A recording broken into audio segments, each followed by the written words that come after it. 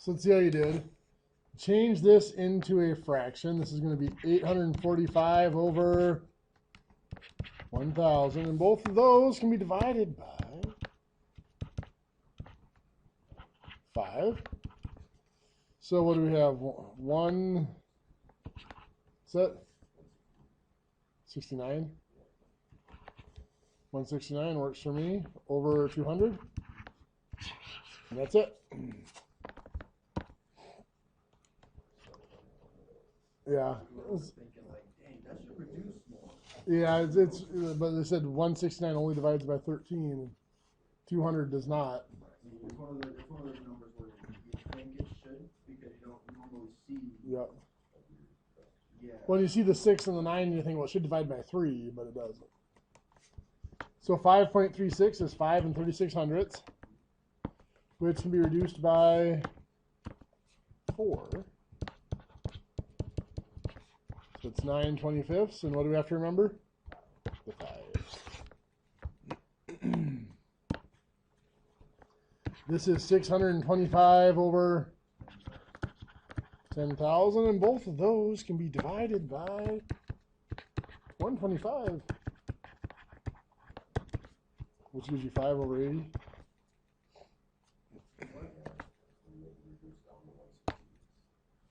Which is still divisible by 5, gives you 1/16.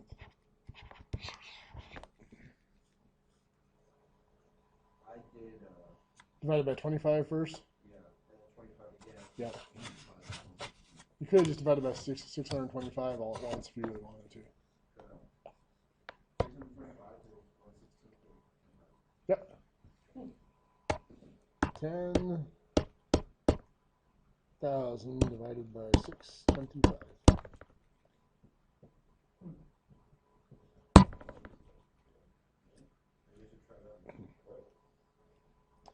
I maybe have done this type of stuff a few times before, so that's why I know that. There might be things I know that no human should. 5 divided by 8, you just divide it out, 0.625. 3 divided by 16, 0.1875. And then this is 4 divided by 5. It's 0.8, but we have to remember to do 2.8. What do y'all think? Good stuff? Okay, well then let's get this quiz out of there. So now, the next thing I want to look at, it's kind of an intermediate topic. We were taking decimals like 0.832 and converting it into an exact fraction. But sometimes if it's in a measurement, like 0.832 inches, sometimes we don't want it to be an exact fraction, we want it to a nearest fraction. Let's say we want it to the nearest 16th of an inch. Now most of your tools go to either 16th, 32nd, or 64th. So if you're looking to drill a hole or whatever and you calculate that you need it that size, you're looking for the nearest tool that's going to give you that size or closest to that size. So if I want this to the nearest 16th of an inch, the way I would do it is this. 0.832 needs to be made into a fraction. The easiest way to turn any number into a fraction is to put it over 1. Now notice the decimal point is still in there. That's still 0.832. It's just over 1. Now right now it has a denominator of 1. We want it to have a denominator of 16. How do I do that? How do I change it from a 1 to a 16? Times 16. But if I multiply the bottom by 16, I have to multiply the top by a 16.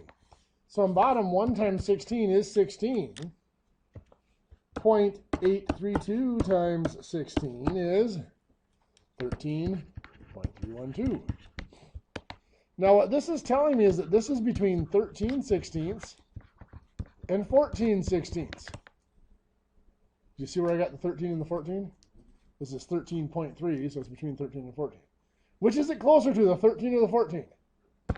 13, so this is 13/16. Now one thing that confuses a lot of people, if it had been the 14, we would still reduce it to 7/8. People are, well, I thought you said you want it to near a 16th. Yeah, 7/8 is a 16th. It's just been reduced and simplified. Yeah. So what if I have 5.119 inches and I want it to the nearest 32nd of an inch? Well, what do I do with the 5? We're just going to put it down here as part of our answer. I'm going to take the 0.119 and put it over 1, and then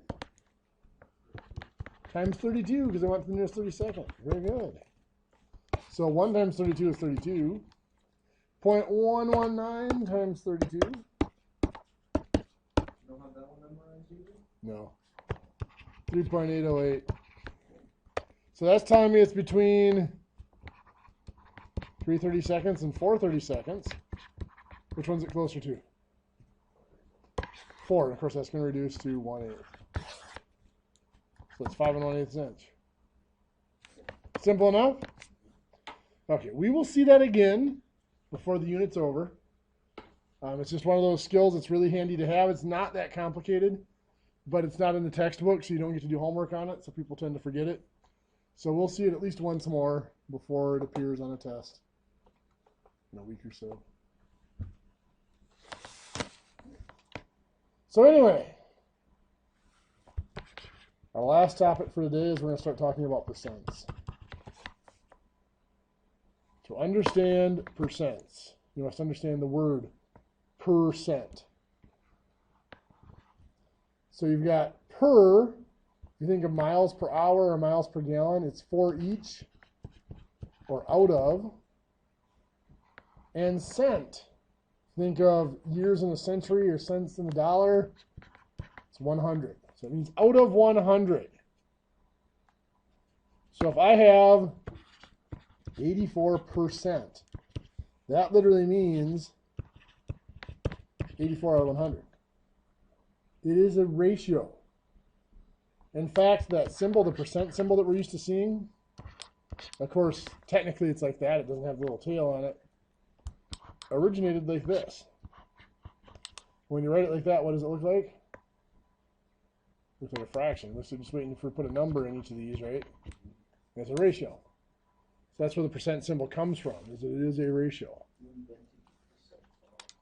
You know, I do not know where who invented the symbol or who initiated the symbol.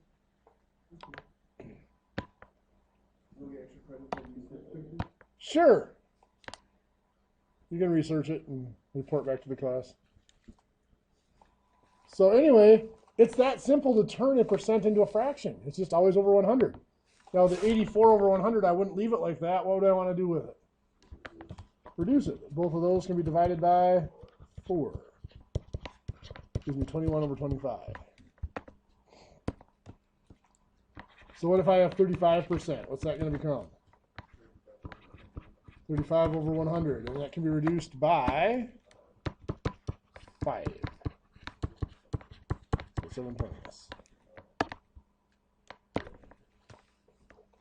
What if I have 340%? That's 340 over always 100. Percent means out of 100. So the size of the number doesn't matter. It's out of 100. So, yeah. So that's going to be the first thing I'm going to do is I'm going to put it into that mixed number, 3 and 40/100ths. Now, you think about it, 100% is the whole thing. It's all of it. It's 1. So anything bigger than 100% has to be bigger than 1. That's why we get a mixed number. Yes, now we can reduce both of these divided by 20. This is 2/5. But we got to remember 3. 3 and 2/5. What if I have something like this? 36 and 2/3%. Okay, so 36.666666666666666666666666666666666. It's not going to reduce real well that way.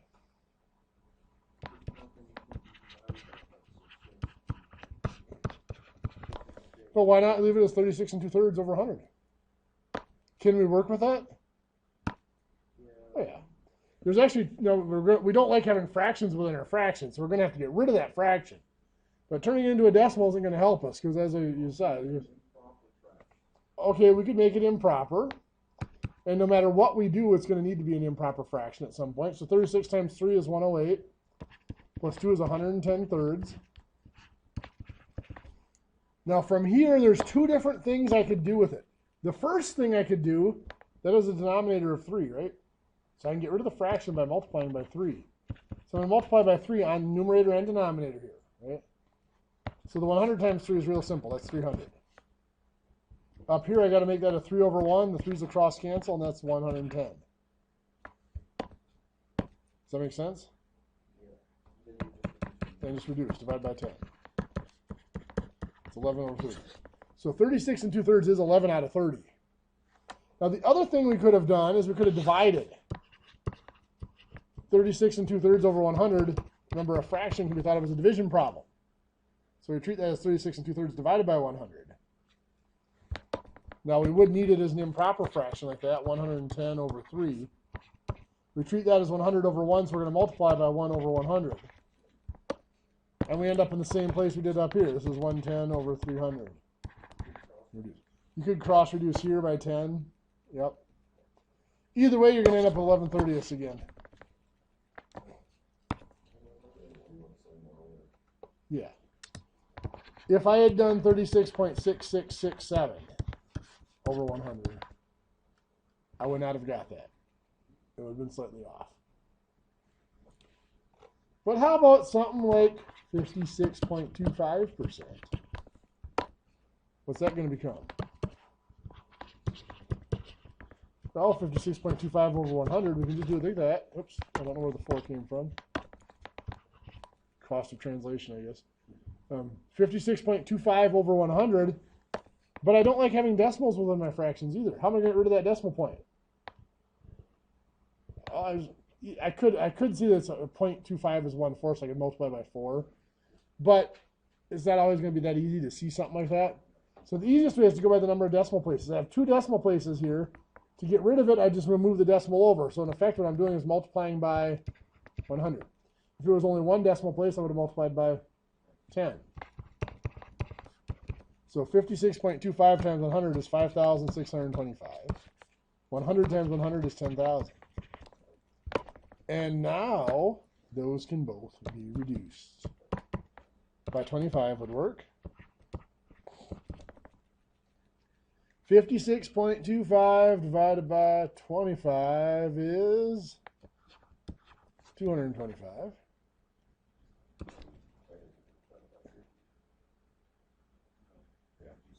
Could have done 625 actually. 10,000 divided by 25 is 400. Once again, divide both those by 25. And 60. Any questions? Comments? Complaints?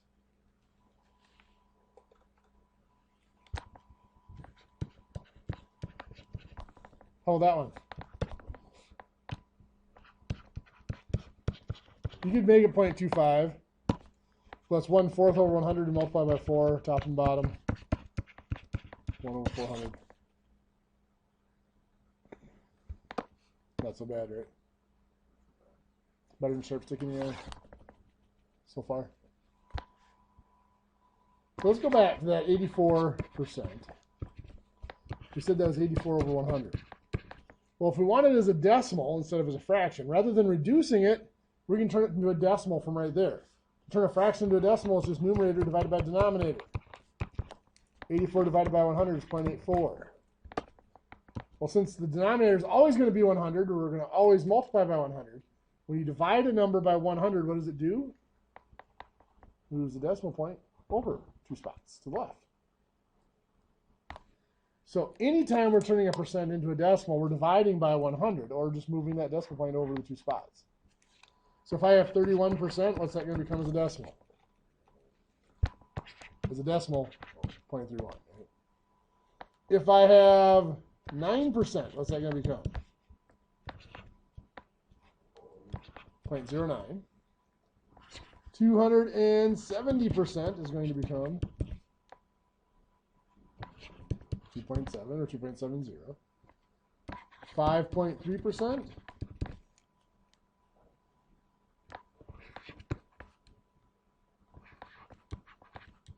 0.053, right? Decimal point's going to go over 2 spots. 71%. 0.71. 600%. 6.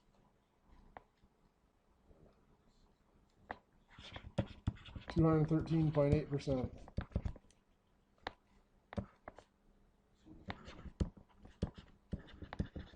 2.138, yeah, decimal point just goes over 2 spots. 1/4%.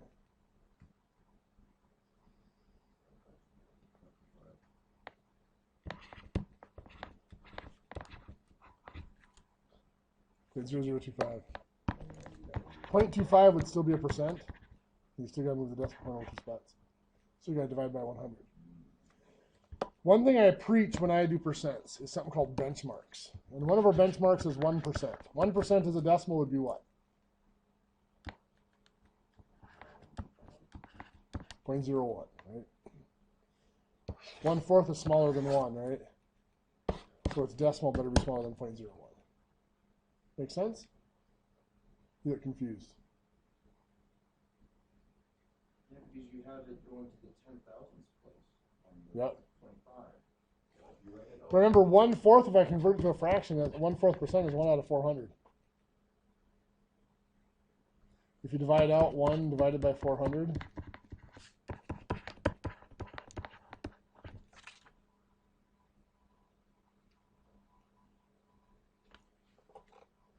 let's do it this way. Let's say I give you 0.8%. What's that going to be as a decimal? 0.008, right? If I give you 0.32%, that's going to be 0.0032. Still got to go over 2 spots, right?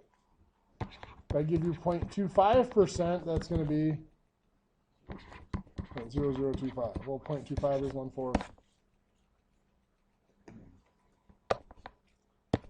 If I want to go back the other direction, let's say I have a decimal like 0.68, and I want to turn it back into a percent. A decimal, often called a proportion, is out of 1. A percent is always out of 100. Very good. So if I want to make this from 1 to 100, I have to multiply by 100, wouldn't I? Which means I have to multiply the top by 100. 68 times 100? Yeah, 68. 0.68 times 100 is 68. 68 out of 100 is 68%. Every time I'm going from a decimal back to a percent, I have to multiply by 100. Which means what's going to happen to my decimal point?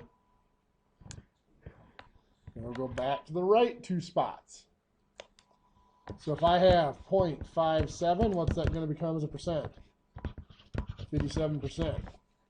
0.18, 18%. 0.9, 90%. 0.07, 70%. 3.5, 350%.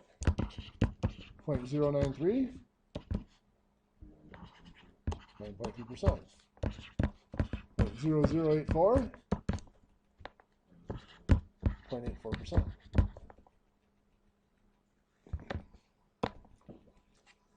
I want to turn a fraction back into a percent. A little bit trickier. Let's go with one that everybody knows. 3/4 is what is a percent? 75%. If we didn't know that, there are several things we could have done.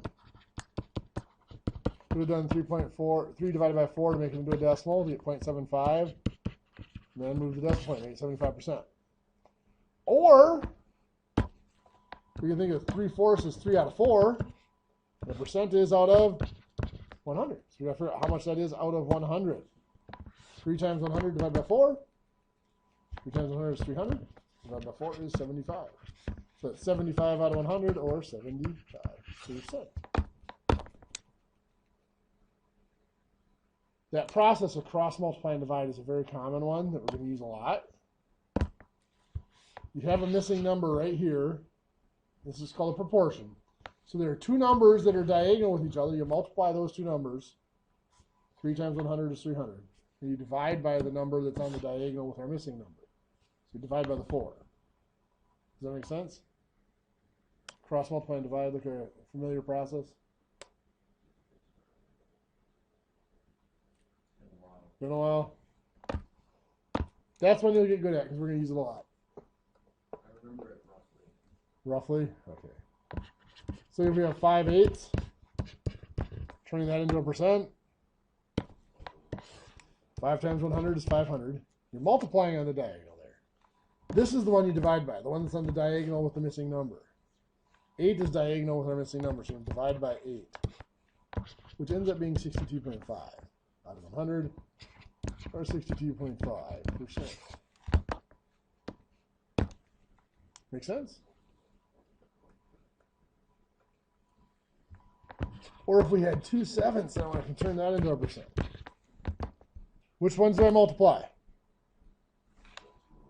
2 times 100 is 200. And then what?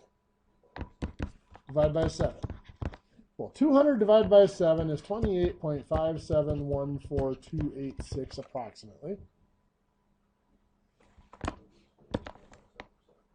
28.57%. We'll call it. Better than sharp stick in the eye? Maybe.